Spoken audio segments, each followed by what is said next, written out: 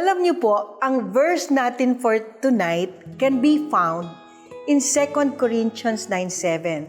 So for all of us, nanay, tatay, ate at kuya, kunin na po natin yung Bible natin. Ang 2 Corinthians po ay matatagpuan sa New Testament. May I ask my eldest daughter Hannah to read to us 2 Corinthians 9:7. 2 Corinthians 9 verse 7. Each of you should give what you have decided in your heart to give, not reluctantly or under compulsion, for God loves a cheerful giver. Beautiful, Hannah, no? Kung mga keywords pa po ang pag-uusapan, yung word na cheerful, masaya ka daw. Because kung masaya ka, it reflects the position of your heart. Rome, just to emphasize yung topic natin today, can you also read yung Deuteronomy 15:10? Of course, yung Deuteronomy po, nasa Old Testament naman yan. Okay, so Deuteronomy 15 verse 10. Give generously to them and do so without a grudging heart. Then because of this, the Lord your God will bless you in all your work and in everything you put your hand to. Amen. What a promise, ano? Dapat daw yung puso mo hindi grudging heart. And then the good Lord will bless you. So meron palang kasama na pagpapala ang pagbibigay ng bukas palad. Beautiful. Yung regalo ng pagiging generous ay hindi lamang po ito sa recipient. Ito pa'y may promise dito sa giver. Pero may requirement, dapat cheerful heart. So it goes to show na tayo po, we are made to desire something beyond this world. Hindi lang, merong tayong mga meaning bilang isang tao. Kaya nga, no, yung pinag-uusapan natin ngayon, it's all about your purpose and what is your attachment in this world. Ang maganda po dito, generosity will keep you in line with what the good Lord had made you, ang purpose mo sa buhay mo. You are born to be generous. You are born to give it to other people.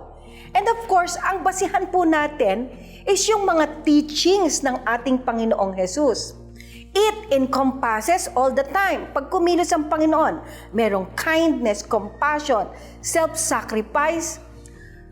At ito yung mga itinuro niya dito sa kanyang mga disciples doon sa 3 years of ministry ng ating Panginoon. So ang question ko naman, kailan ba tayo nagbibigay? So actually dito sa topic natin, na-discuss na natin kanina, what is generosity? Ngayon naman, when do we give? Normally, bilang isang tao, kailan ba tayo nagbibigay? I hope to ask my husband.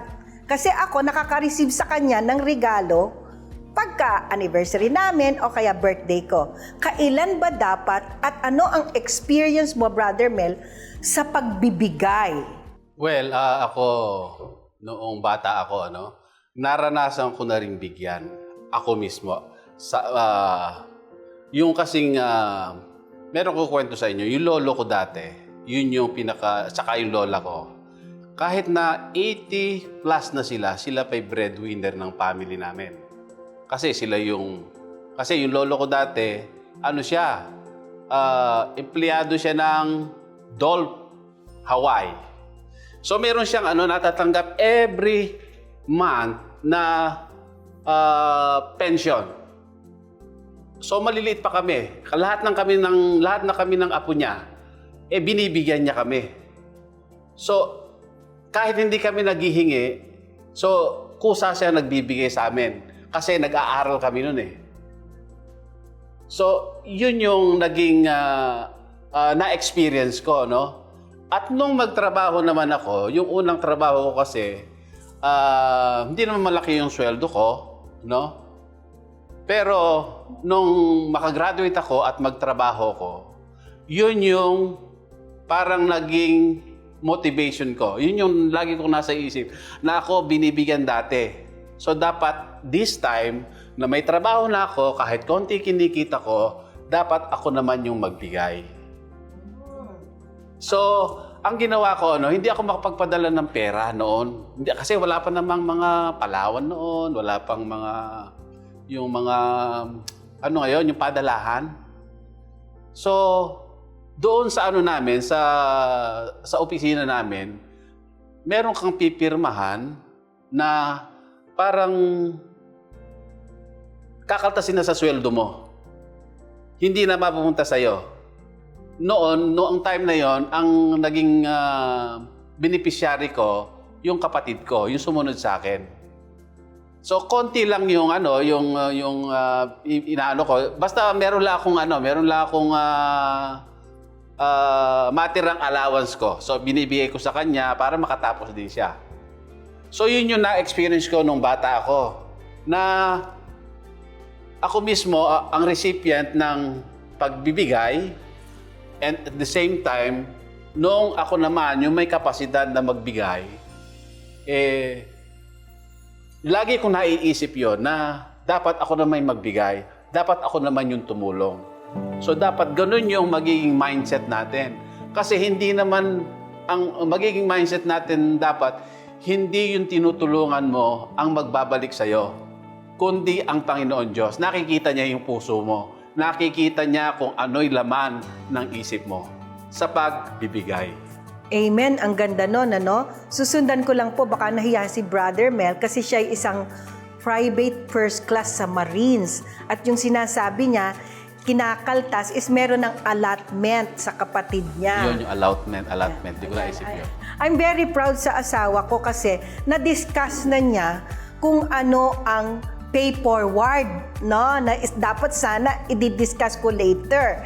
Pero advance ang spirit sa kanya ng Panginoon. Kaya we praise God because talagang binibigay po dito ng Holy Spirit ang wisdom of utterance para mapag-aralan natin ang generosity.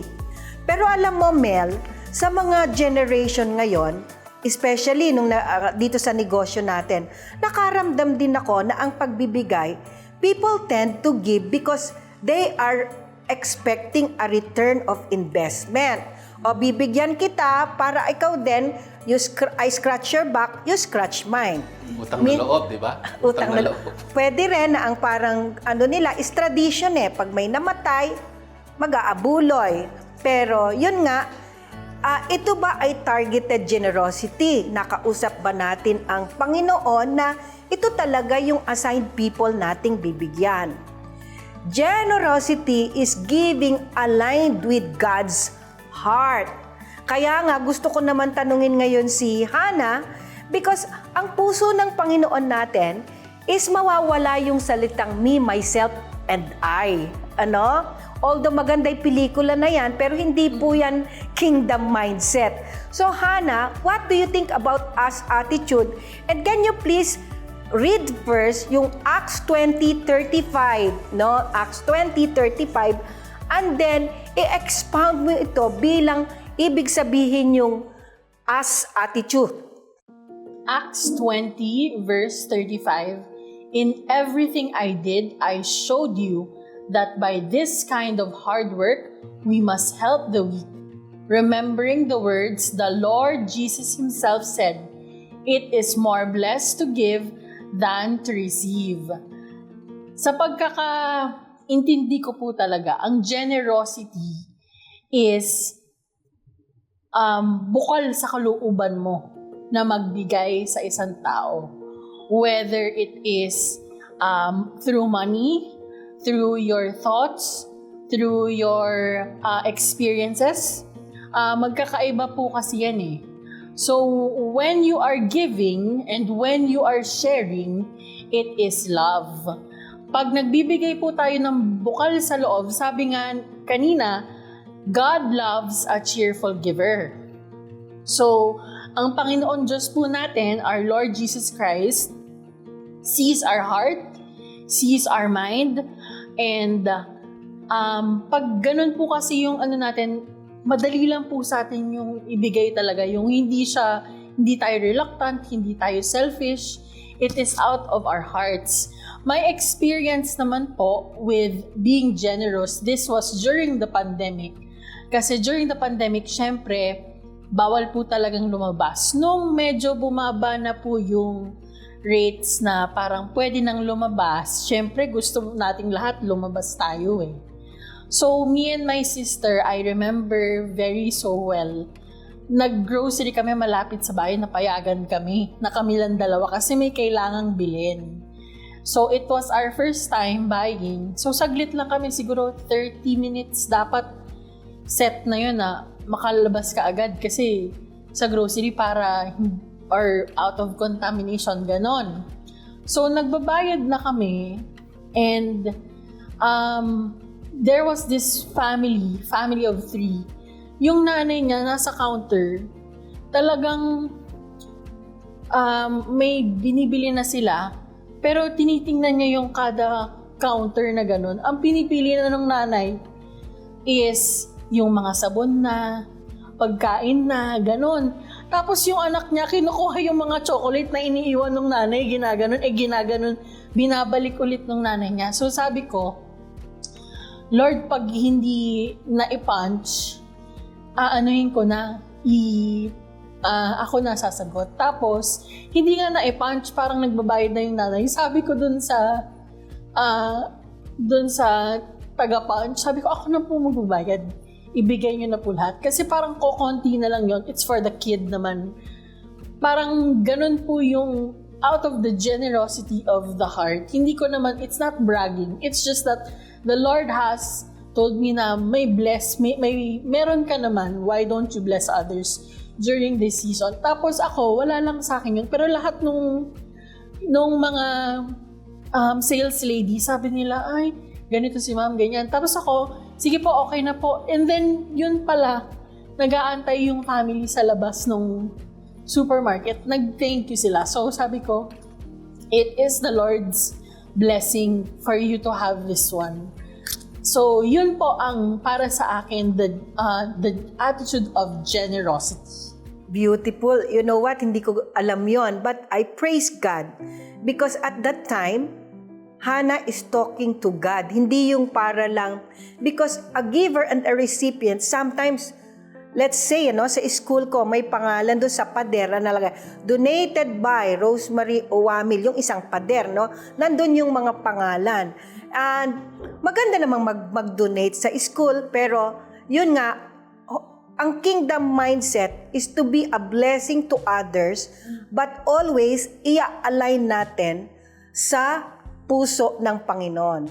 The component of us generosity is yung tayo is beyond materials, beyond your feelings. Hindi po dapat kasama ang nararamdaman nyo. You put yourself behind the need of the other person and the role of kindness and compassion na lagi pong ginagawa ng ating Panginoong Hesus.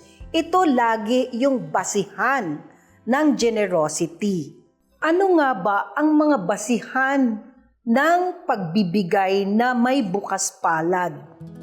Paano ito magiging natural sa present generation today? I'd like to ask my youngest daughter, Rome, kasi siya yung pinakabata, to give us an overview at to expound yung mga practical basis of giving. So, thanks, Mom. So, the basis of giving. What are the reasons why we give? The way I see it, and from experience, there are 2 points as to why we give. The first one is when we see someone in need.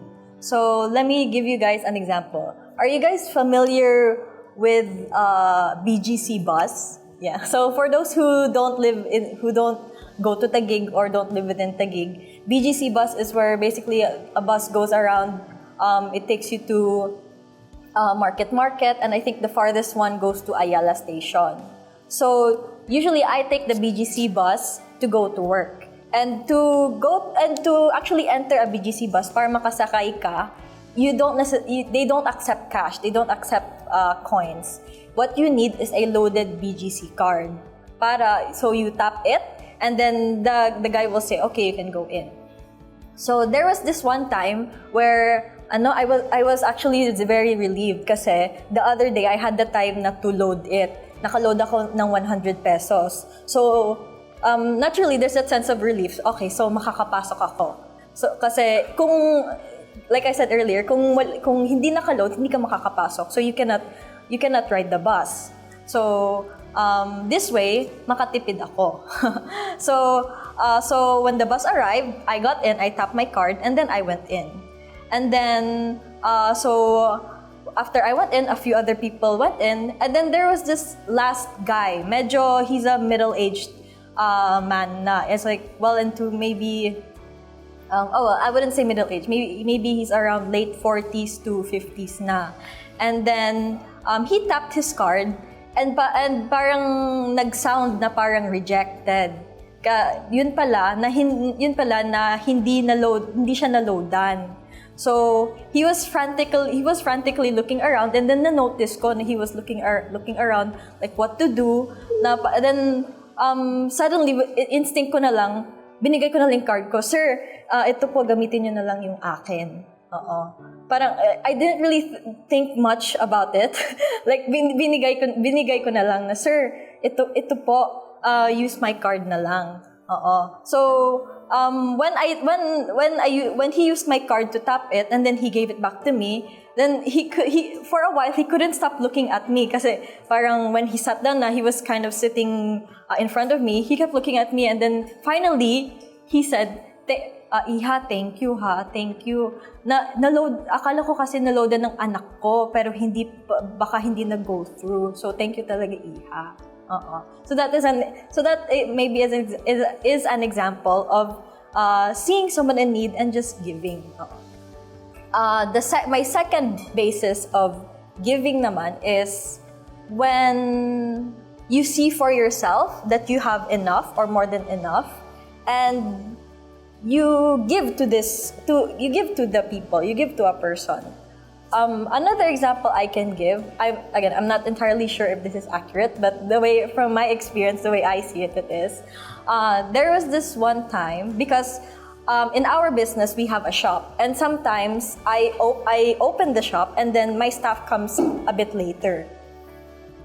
So there was this one day where I was at the shop in the morning, and then I'm arranging the inventory, and then I am talking to customers, and then my staff came in. She looked a bit distraught and like a bit of a hurry, and like parang nagmamadali siya talaga.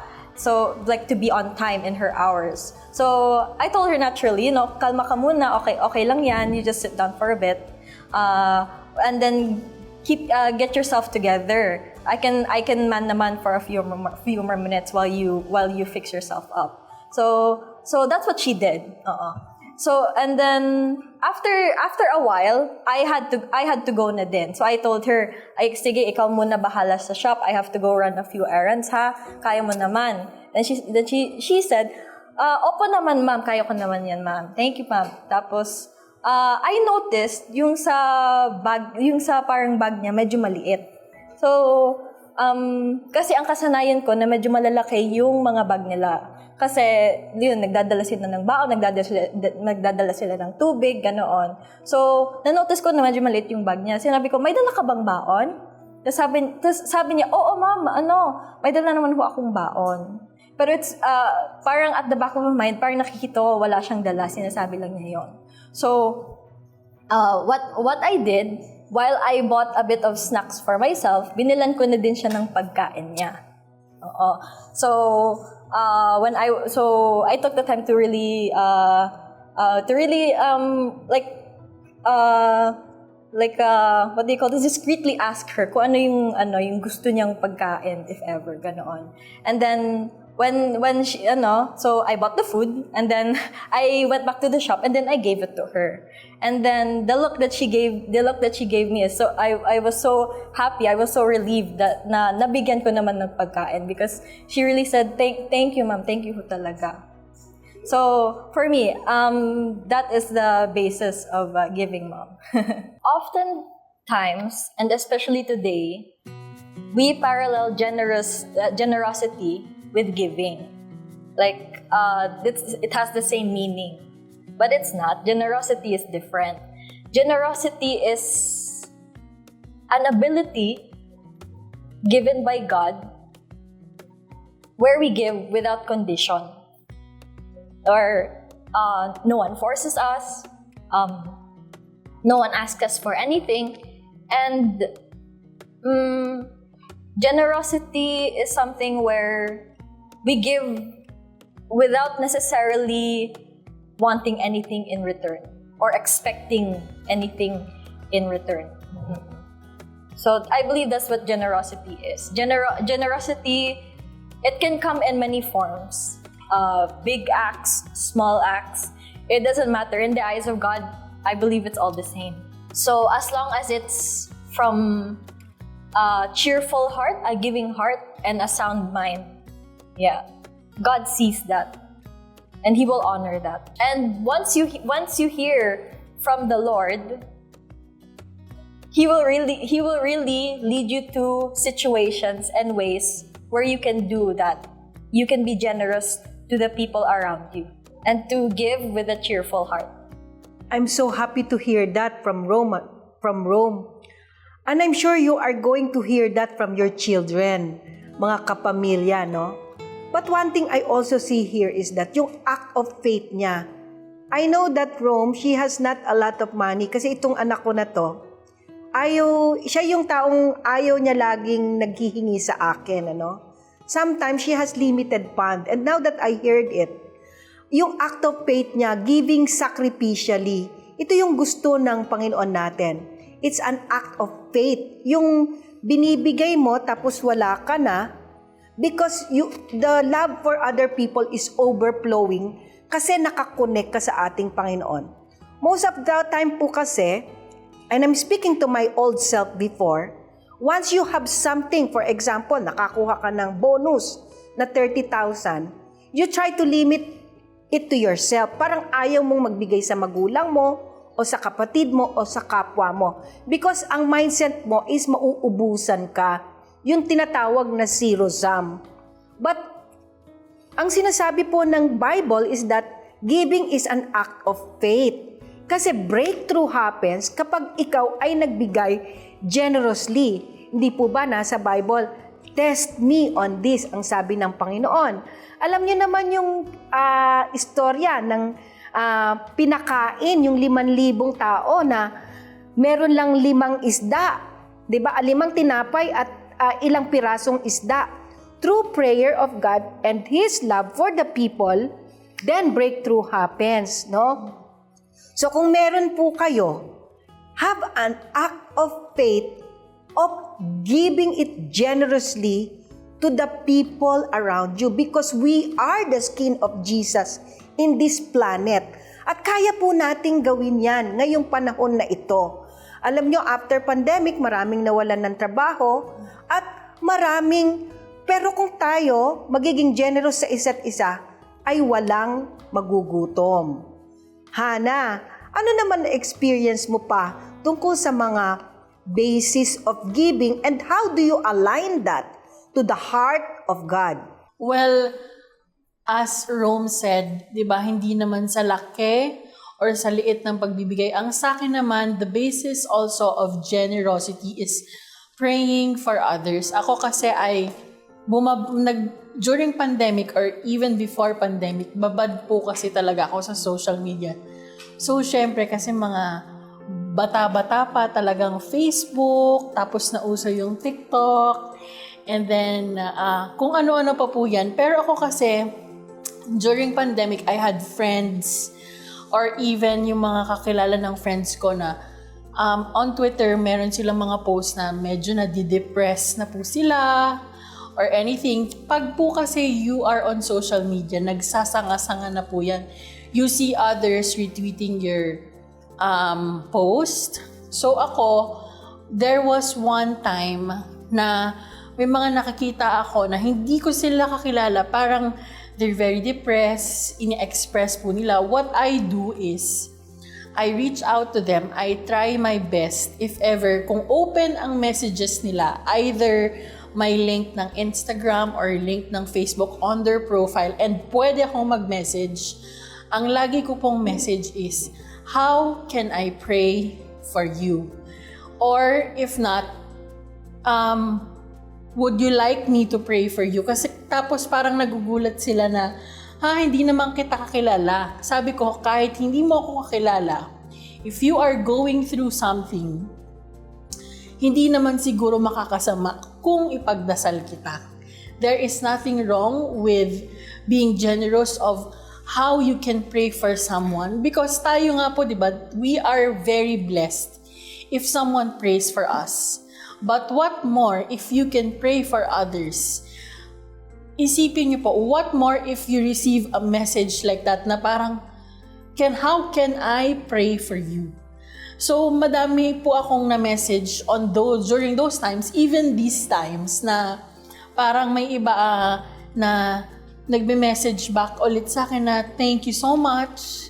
Nagugulat na lang ako na hindi ko na sila kakilala, pero nasa messages ko pa kasi sila na thank you so much for praying for me during pandemic. These are people na hindi ko sila kakilala, hindi ko kilala ang mukha nila.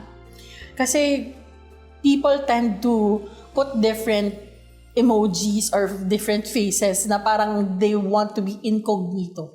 So the same way, sabi ko, with whatever you're going through, sabi ko, if you want someone to talk to, kahit message lang, let me know so I could pray for you. So hindi lang po nalilimit ang pagiging generous sa pagbigay or sa pagtanggap. Well, there's nothing wrong with that.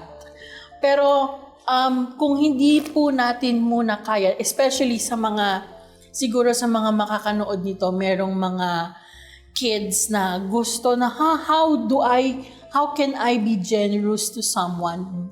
Kasi there are talks na we are discussing na nagbibigay or pwedeng magbigay. No, hindi lang nalilimit ang pagiging generous sa pagbibigay, small act or big act. We can also pray for each and everyone else. Yun po. Thank you, Hannah. Praise God, Praying for other people. Alam nyo, ang Panginoong Jesus, ito sa mga signature niya. Mel, tell us more about the ultimate sacrifice of Jesus Christ. Alam mo, yung pagdadasal, signature ng ating Panginoon yan. And of course, you can start, hindi naman kailangan sa mga strangers. You can start with your families. Of course, si Hannah, gusto ko lang sabihin, may due diligence din po si Hannah nung pinray niya yung mga strangers, Kasi baka mamaya naman ma-scam kayo, So may konting precaution po sa ganung bagay.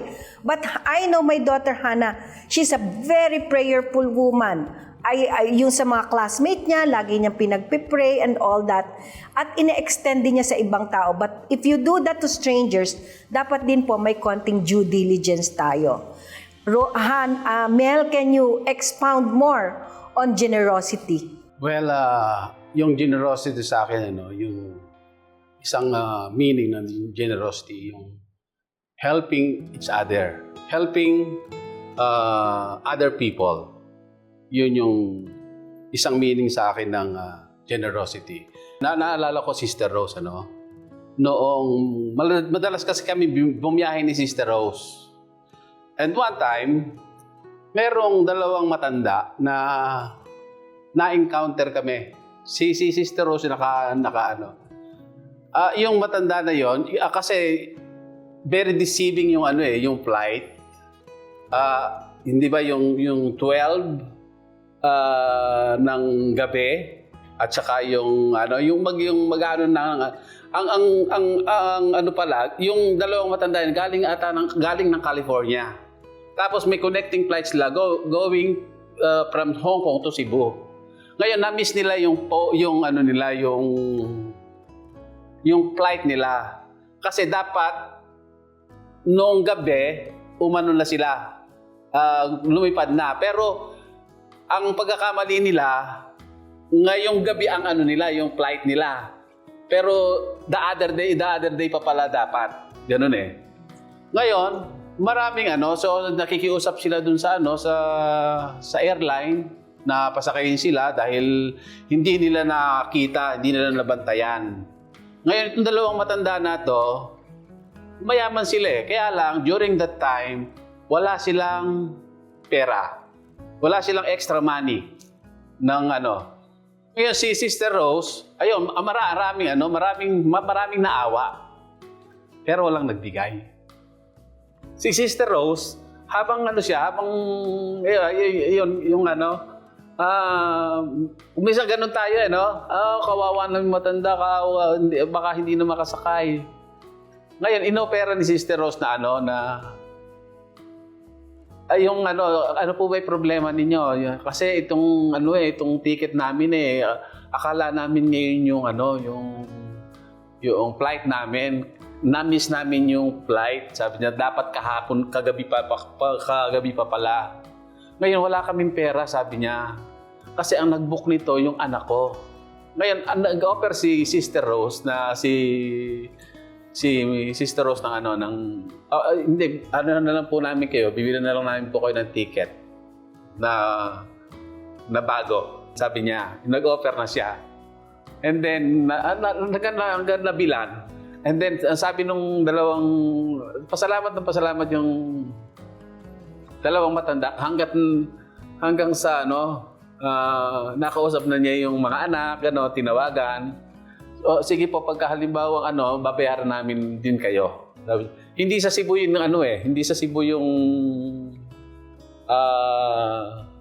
hindi taga Cebu para taga Iloilo ganon. Yeah. So ayun, yun yung kung minsan kasi kung minsan naawa tayo pero wala naman tumutulong sa atin, walang nagbibigay. Pero hindi yun hindi yung awa ang kailangan ng tao nung that time. So dapat may action din tayo. So kung magbibigay ka ng awa at magbibigay ka ng pera, yung awa during that time, hindi kailangan yun eh. Ang kailangan, tulungan mo.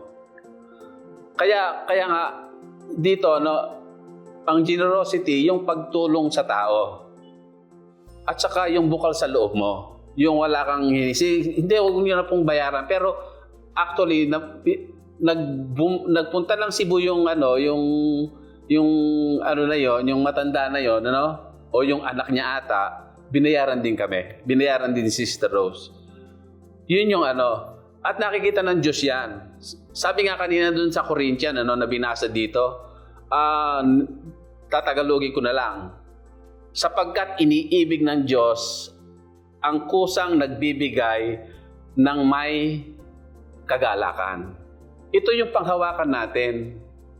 Kailangan meron tayong hindi lang may kagalak, hindi lang yung hindi na tayo nag-expect ng kapalit, o dapat merong cheerful giver tayo. So may galak sa puso natin ang pagbibigay. Amen, Sa pagdidiscuss po ni Brother Mel, nakita natin how powerful the gift of generosity is.